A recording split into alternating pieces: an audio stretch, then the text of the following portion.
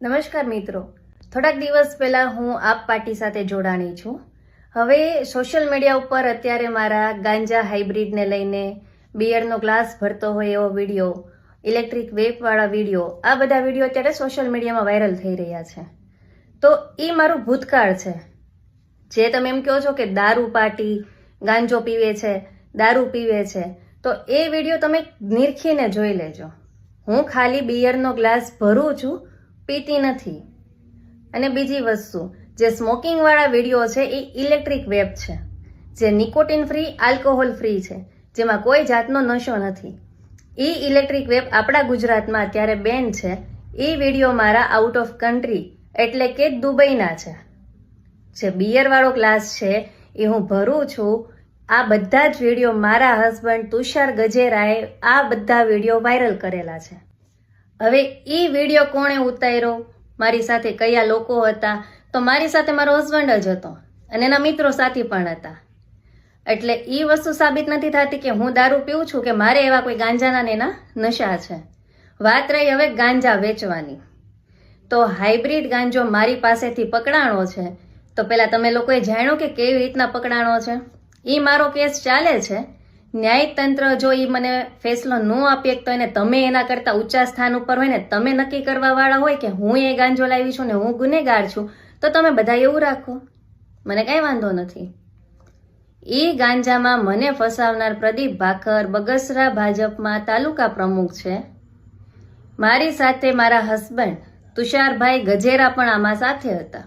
Bangkok એરપોર્ટથી જ્યારે હું પકડાણી રિટર્ન આવતી વખતે અમદાવાદ એરપોર્ટ ઉપરથી, ત્યારે મારા હસબન્ડ બી મારી સાથે હતા. જે મારી ચાર્જશીટ, મારું જે સ્ટેટમેન્ટ લેવાનું છે, પંચનામું જેને આપણે કહીએ એ લેવાનું છે, એમાં મારી સિગ્નેચર નીચે મારા પતિની બી સિગ્નેચર છે. તો મને જેલમાં નાખી દીધી, મારી ઉપર કેસ બનાવી દીધો, તો મારા પતિ ઉપર કેમ કોઈ જાતનો કેસ ન બન્યો? સિગ્નેચર તો એની હતી, મારી સાથે એ હતા ગાંજો લાવવામાં. આ બધું એરપોર્ટ ઉપર સેટલમેન્ટ પ્રદીપ ભાખરનું. આ બધી વસ્તુ કરાવનારો પ્રદીપ ભાખર. એ બેંકોક અમારી સાથે આવ્યો, એણે આખો પ્લાન કર્યો, એક રાજનીતિ જ પ્લાન કર્યો. એણે બહુ સારું એવું માઇન્ડ વાપર્યું છે, આપણે એમાં નાઈ નથી પાડતા. એક આખી એણે બેગ તૈયાર કરી. મારા બેગ મારા નામે ન કરવા દીધા, મારા પતિએ ગાંજાનું બેગ મારા નામે કરી નાખ્યું. એરપોર્ટ ઉપર બધું જ સેટલમેન્ટ થઈ ગયું, કોઈ જાતના રિમાન્ડ નહીં. ચલો હું હાઇબ્રિડ ગાંજો લાવું છું, મારી બેગમાંથી 19 કિલો 728 ગ્રામ હાઇબ્રિડ ગાંજો નીકળે છે, તો મને રિમાન્ડ તો થવા જોઈએ ને.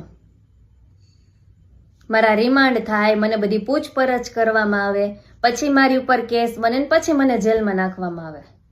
પણ આ કેસમાં મને ખાલી એરપોર્ટ ઉપર 24 કલાક બેસાડી, સીધી મને કોર્ટમાં લઈ ગયા અને કોર્ટમાંથી સીધી મને સાબરમતી જેલમાં લઈ ગયા.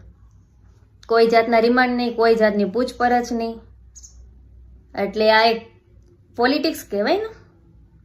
ભાજપનું રાજકારણ, ભાજપની સત્તા, પ્રદીપ ભાખર ભાજપનો માણસ, એ ધારે તો બધું કરીએ કે એના રાજમાં હું જામીન ઉપર અત્યારે બારે છું.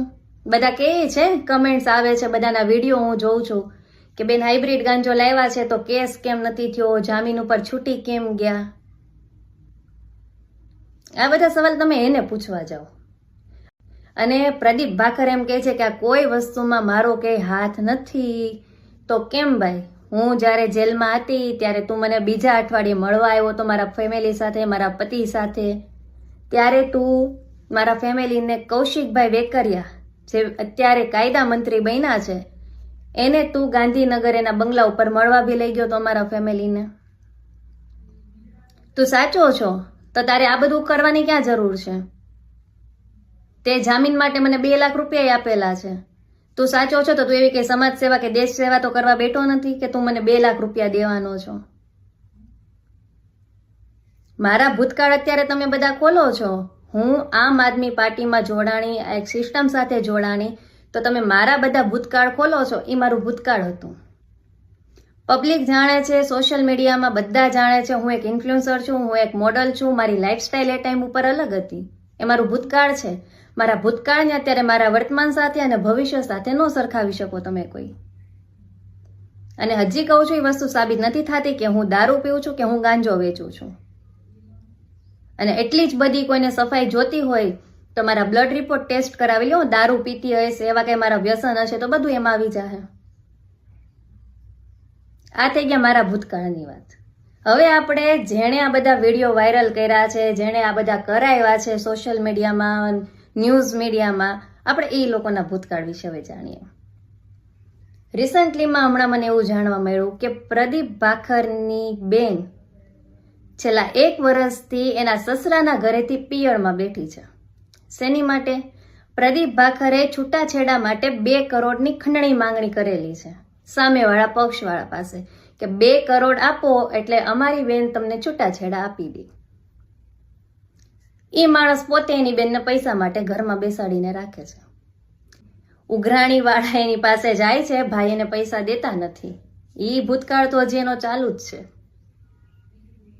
સિંહની પજવણી કરતા વિડીયો એણે વાયરલ કર્યા હતા તો વન વિભાગમાંથી કોઈ કાર્યવાહી કરવામાં આવી નહોતી, કેમ કે સરકારનો આદેશ હતો કે આની ઉપર કોઈ પણ કાર્યવાહી ન થવી જોઈએ, કેમ કે એની પાછળ કૌશિક વેકરિયા અને જેવી કાકડિયા જેવા ધારાસભ્યોના હાથ છે.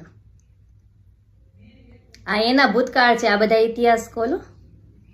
આપણા રાજ્યના અમુક લોકોએ નાગાલેન્ડના ડુપ્લિકેટ આધાર ઉપર હથિયારના લાયસન્સ લીધેલા હતા. એમાં 1 લાયસન્સ આપણા પ્રદીપ ભાખર પાસે બી છે. એની ઉપર સરકારી કાર્યવાહી નથી કરવામાં આવી. શું કામ? એ ભાજપ સત્તાનો માણસ છે.